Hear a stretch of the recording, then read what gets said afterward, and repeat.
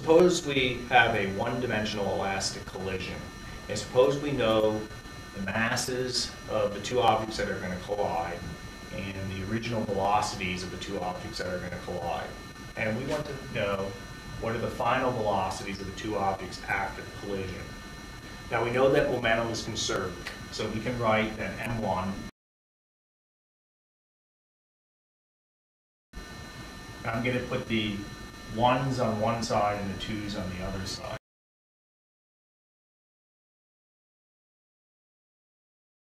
Now let's take a look at conservation of mechanical energy. Because it's elastic, we know that kinetic energy is conserved. So we know that the kinetic energy before the collision is equal to the kinetic energy after the collision.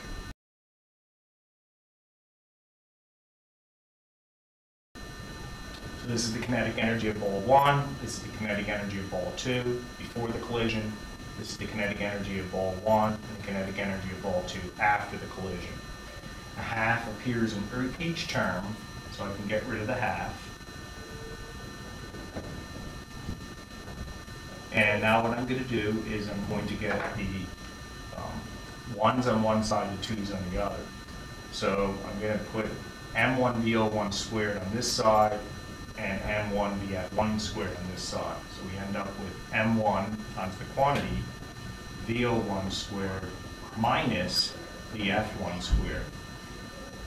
And on the other side, we have m2 VF2 squared minus VO2 squared.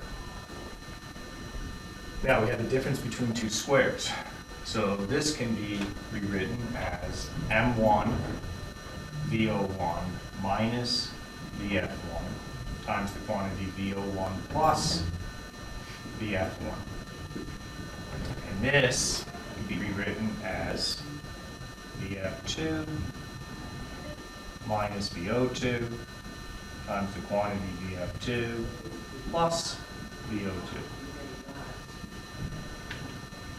Now, I'm going to call this equation here equation 1 and this equation 2, and I'm going to divide equation 2 by equation 1.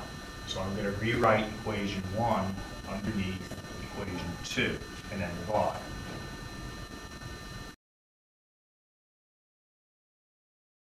And I'm also going to rewrite equation 1 so that m1 is multiplied by VO1 minus VF1. And in that way, I can see some cancellations here. Here we have the m1s cancel, and these two quantities cancel each other out.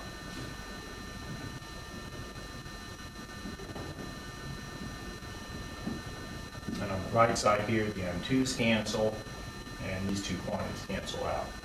So I'm left with VO1 plus VF1 is equal to VF2 plus VO2. And that I'm going to call equation 3. So now, let's find the final velocity of ball 1 first. To do that, I'm going to solve equation 3 for VF2. And I'm going to substitute this into equation 1, okay, which I'm going to write down here again. So we have m1 VO1 minus VF1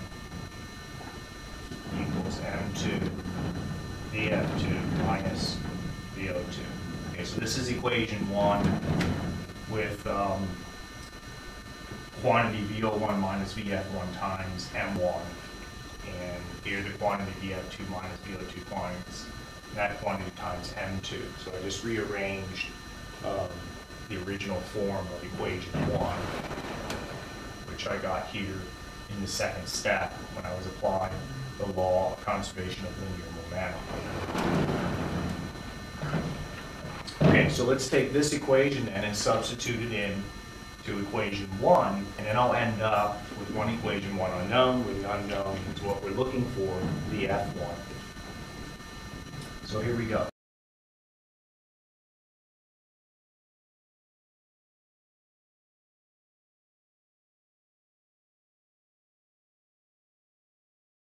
going to solve this equation for VF1.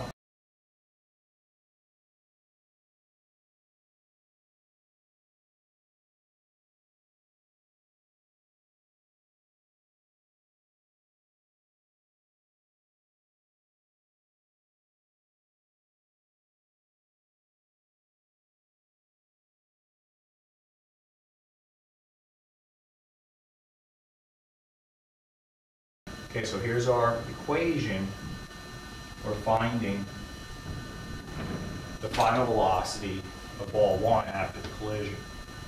And I'm going to rewrite that up here.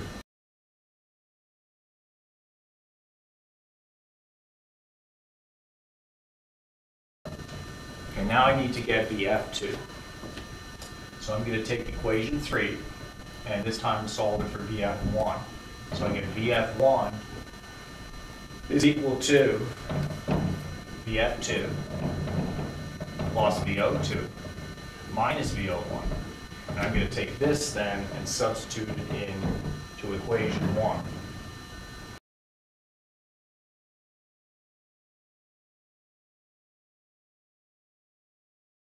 So I'm going to substitute this into here, and then I'll end up with an equation involving one unknown, and the unknown will be VF2.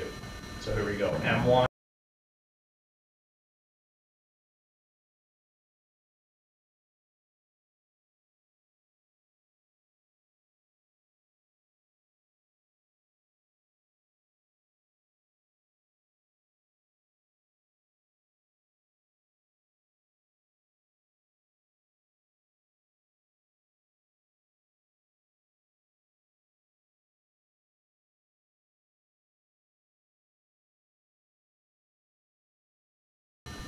So these are the two equations that are used to predict the final velocities of two masses undergoing a one-dimensional elastic collision.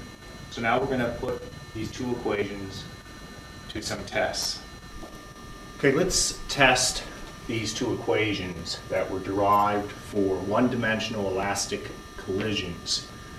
Okay, these two equations give us the final velocities of two bodies of mass m1, m2, of original velocities VO1 and VO2 after the collision. Okay, now let's start with a real simple case. Two carts of equal mass, one cart coming in with a velocity VO1. Okay, now let's use these equations here to predict the outcome, which we already know what it's going to be, right?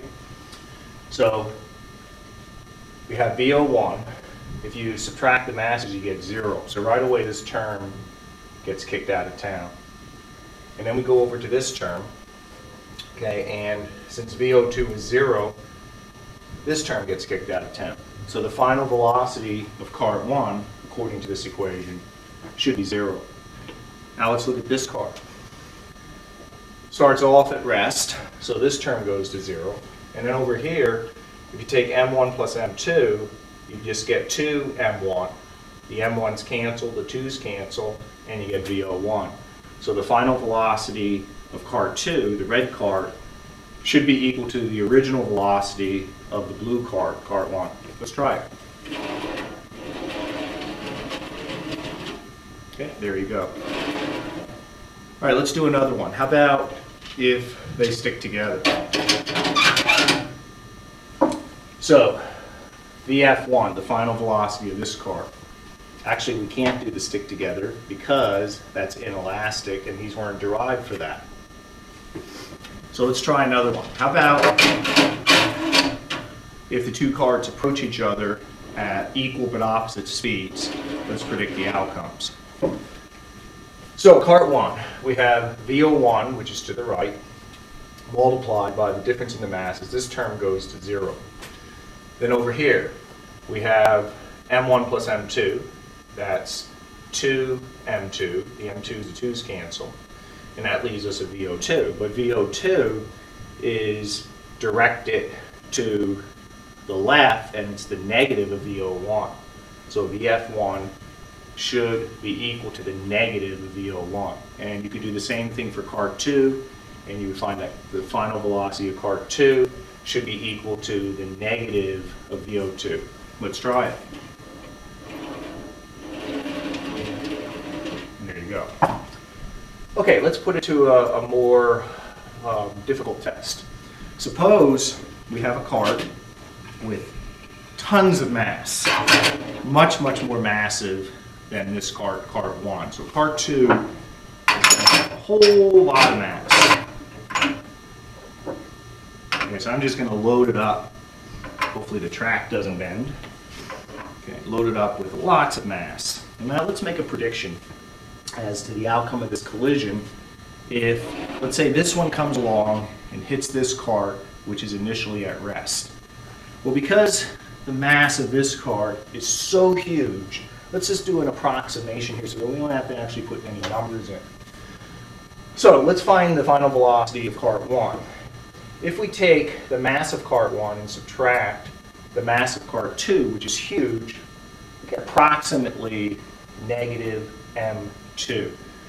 You can almost think of this, let's say, as the Earth, and this as a super ball falling to the Earth, hitting the Earth. And down here, if you take the mass of cart 1 and add it to this super huge mass, you get approximately the super huge mass. So you have negative m2 over m2, that gives us negative 1, so the final velocity of cart 1 should just be the negative of the original velocity of cart 1. You'll notice that that's as long as this term goes to 0, which it will, because the original velocity of cart 2, this one is 0. Now let's go down to this one. Well, if you take m2 minus m1, you just get m2. m1 plus m2 is m2. They divide out, but VO2 is 0, so this term goes to 0. And then over here, what's interesting is because you have m2 in the denominator, and because you have a relatively small number in the numerator, this goes to 0. Right? A very large number into a really small number gives you 0. So the final velocity of cart 2 will be very little, negligible, especially if it's the Earth. So here we go. Okay. All right, let's do another test. Suppose the carts are approaching each other at equal speeds and they collide. So let's try that. So let's look at this cart here first, VF2. So VF2 is equal to VO2. It's traveling to the left. If you take m2 minus m1, you get m2. m1 plus m2 is m2. The m2's cancel. So you notice that the final velocity of cart 2 doesn't change. It's equal to the original velocity of cart 2 because this term goes to 0, right? Because you have this very large mass in the denominator. Now let's look at this. VO1, if you take m1 minus m2, you get negative m2 divided by m1 plus m2 is m2. So this turns out to be negative VO1. Here, m2 plus m1 is m2. The m2's cancel, and you get 2 VO2. But isn't VO2 equal to the negative of VO1? So if you add this term to this term, you get negative 3 VO1. So this cart will bounce off of this and go back that way at 3 times its original velocity. Let's take a look. So they have to approach each other at equal speeds. And there you go. The video is imported into Logger Pro, where it's analyzed, and you see that we have 3 graphs. One graph is for cart 1 before and after the collision, and the other graph is for cart 2 before and after the collision. And you can see that cart 1's speed just about triples and cart 2's speed stays the same.